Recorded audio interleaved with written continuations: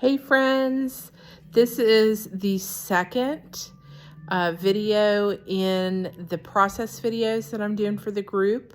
You can see the painting behind me here. This is the one I worked on in the first video. If you haven't watched the first video, you can find it in the group. You can just search for, I think it's process video. So if you want to search for that, you can see how this started. It's actually a paint over of an older painting. But I just felt like it would be awesome for you guys to be able to see how I create an abstract painting. So I've worked on this a bit more, and I will enjoy hearing your feedback and comments after the video, which is coming up next. So I wasn't entirely unhappy with the piece where it had landed. Actually, I'm pretty happy with it because I could see that something is developing. Is it finished? No. Are there some things on it that I don't like? Yes, a lot. But there's always a messy middle with any painting. No matter how many years you've been painting, there will be a messy middle. So I just started putting some purple paint on. Purple's an important color to me right now because it's a color that God has used to speak to me recently about abundance and blessing. That's why I wanted to use it in our challenge for last month. And I just wanted to get some more color, some more varied color into the piece. So here I am just kind of slapping some purple on here. And I really didn't start with knowing exactly what I was going to do. I just decided to use the purple, stood back, looked at where I thought it should go, and started to scrape it on there. I had a conversation with one of my mentoring clients the other day about this, about her fear of painting. And, you know, my response is just to do it. Just do it. Just slap some paint on something. And, you know, that's not easy for everyone, but there's always, like I said earlier, there's always a messy middle for every painting. There's always a time when you don't like what it looks like. When you paint with the style that I paint with, when you are trying to paint intuitively to listen to the Holy Spirit, and you don't go into it with a plan. There are going to be many times throughout the process of this painting that I look at it and go, I really don't like that, or it's really not going where I want it to go, or it's not there yet. And I think that last thing is the most important part, is that when it looks like that, it's not there yet. And so you just have to keep pushing it without being afraid that the outcome is not going to be what you want it to be.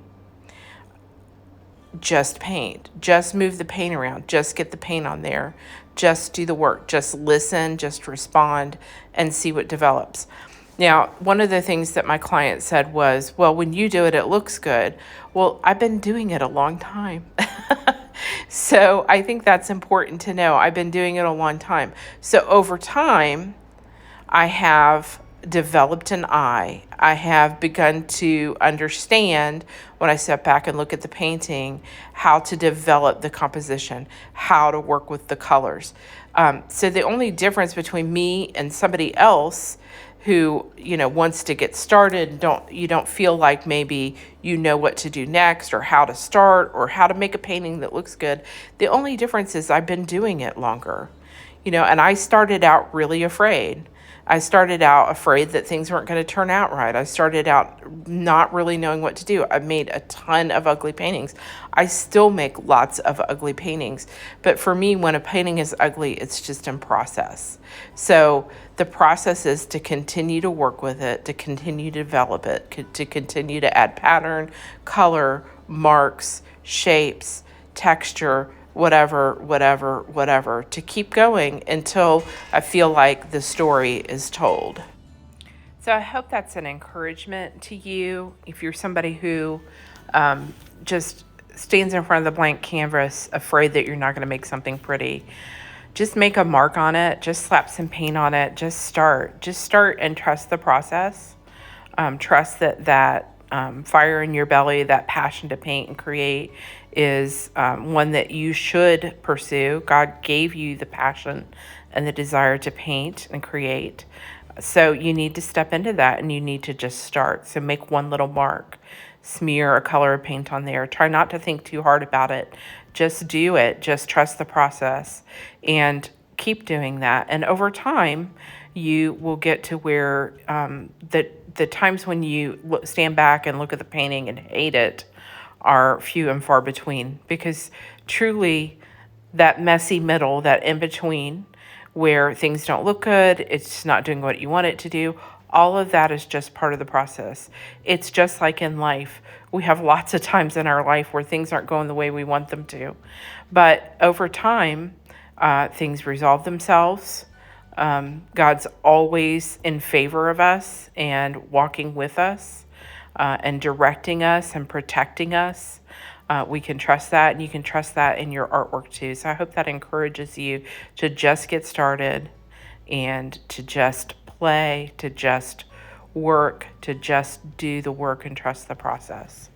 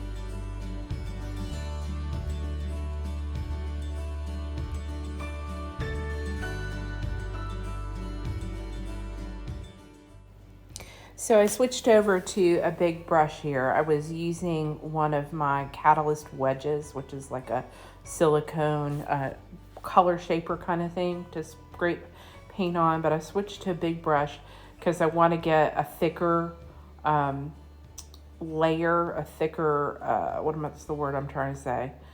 I wanted to go on smoother and thicker. That's it. So I'm adding more of the purple in.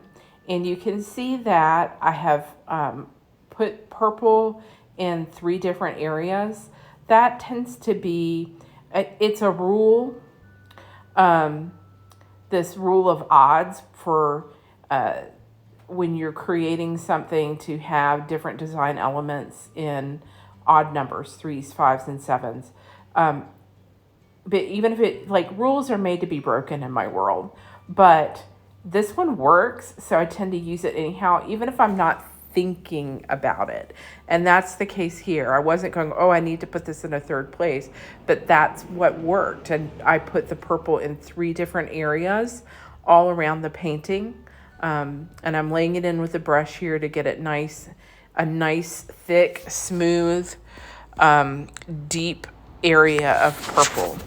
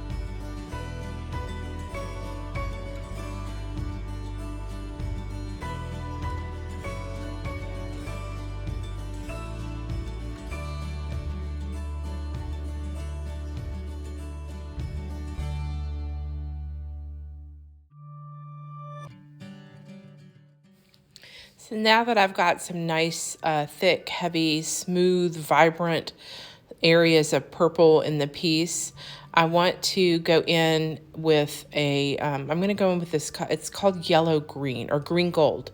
Green gold is the color. It's from Golden, and it's probably my favorite color in the world, this bright green. The color was already in the original painting that was underneath. Remember, this is a existing painting that had been around for a long time, and I'm just reworking it now. So that color was already in that painting, and it's showing through from the original design that was on there. So I am going to go in and add more of that green gold to bring it forward again. So on the color wheel, purple and yellow are complementary colors. That means that they create contrast and tension and interest in a painting. And while this green is green, not yellow, it's a very yellow green. So we're getting that contrast and that complementary kind of relationship going on between the purple and that green. And later on, I'll make some decisions about other colors that I want to add to it or not. When you have contrasting colors, complementary colors like that in a painting, it does create a lot of contrast and vibrance, and I don't want to say tension, but excitement maybe is the word. It makes a painting really exciting as opposed to, if I just did monochromatic or subtle colors and so forth. So that was a deliberate decision. It was mostly a deliberate decision because the color was already there, but also I just really like that green gold along with that deep violet purple.